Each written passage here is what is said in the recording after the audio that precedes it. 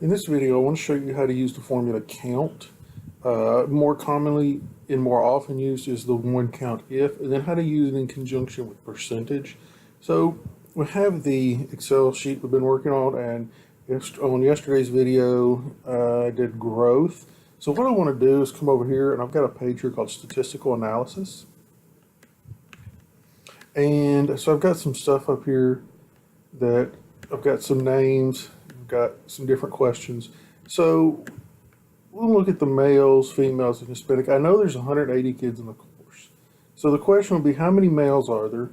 How many females are there? And then one of the specific groups I want to look at are Hispanics and see from a standpoint, how are they doing in the class? So if I wanted to focus on them, the percentage they make up, and then eventually when we get into averages, we'll start looking at the averages here that we can.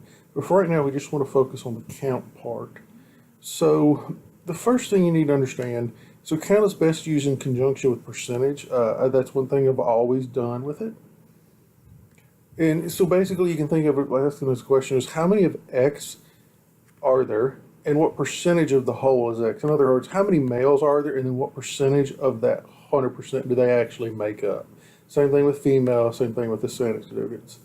So when we look at count in and of itself is just equals count and then range, but it only does numbers.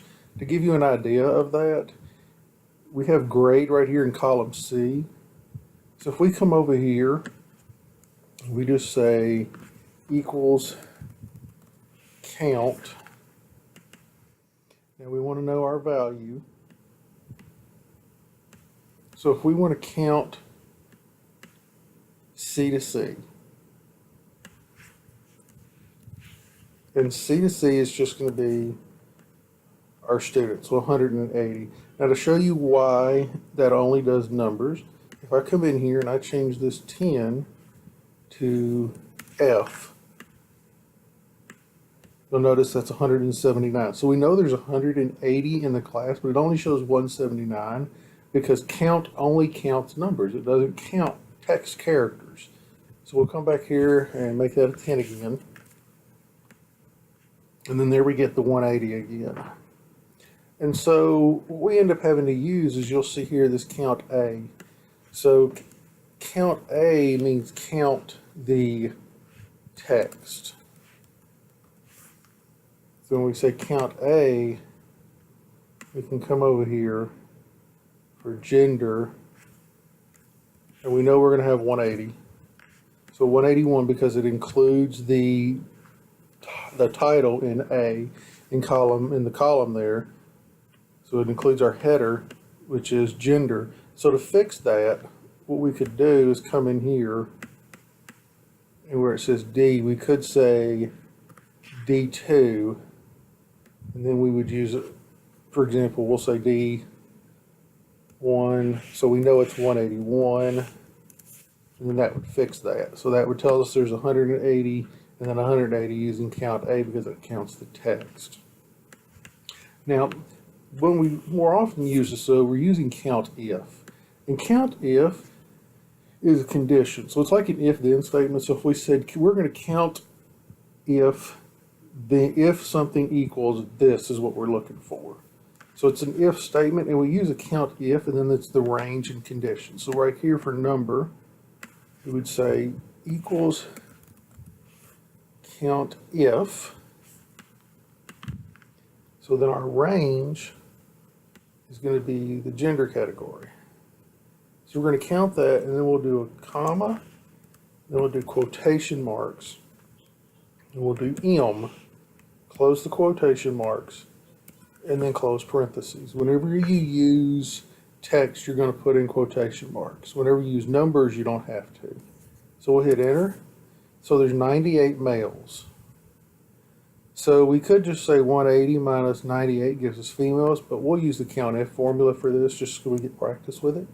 So equals COUNTIF.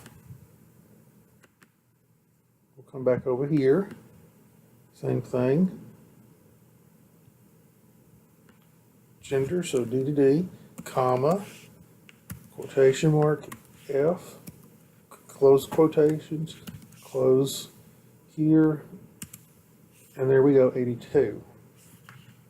So we can do the same thing with Hispanic students. So now we're doing E, so the ethnicity. So we'll come back here. So equals count if, and I misspelled count. So count if E, same thing. So H, close it all up, 59. Now we can do our percentage. So we know that the number is 180. So if we go equals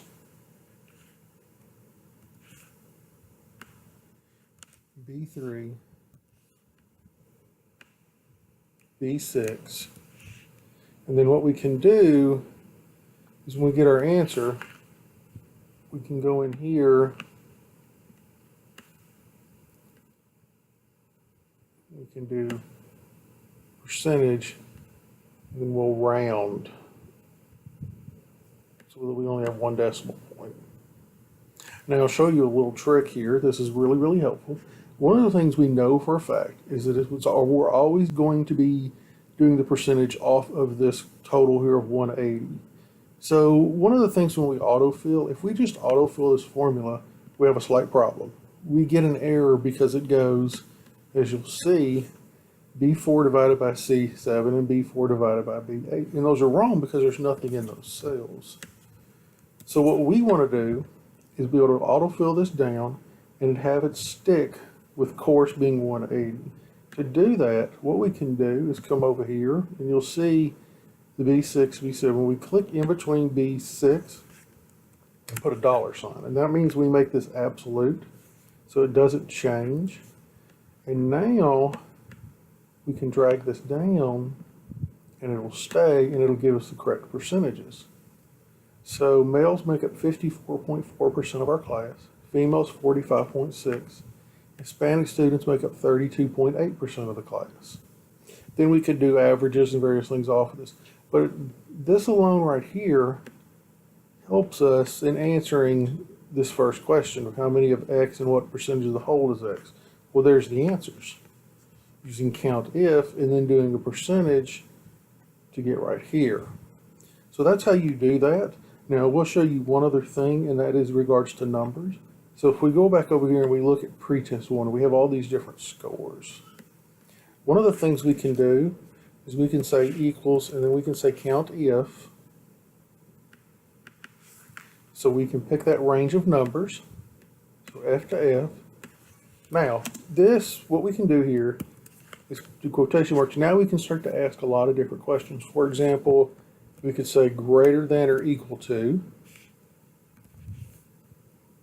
We could say less than or equal to. So we can start to get in there and find these numbers. So for example, let's do the greater than or equal to, and we'll say 85. And then we'll close the quotations, close the parentheses. So 52. So on that first test, 52 students scored at or above an 85. We could go in very easily, change that to 95, and you would see 19 students scored at or above a 19. So count if is an extremely handy formula to understand. You use count when you're looking at just a range. If you just want to know the total number of people in a column, that's what count does. Count tells you the total number of people in the column. Count A tells you the total number of text. So we're talking male, female, pass, fail, whatever you want to put, that's how you would count that. But count if allows you to take that same range and then attach a condition. So you want to see how many of something there are within that group, you're going to use count if.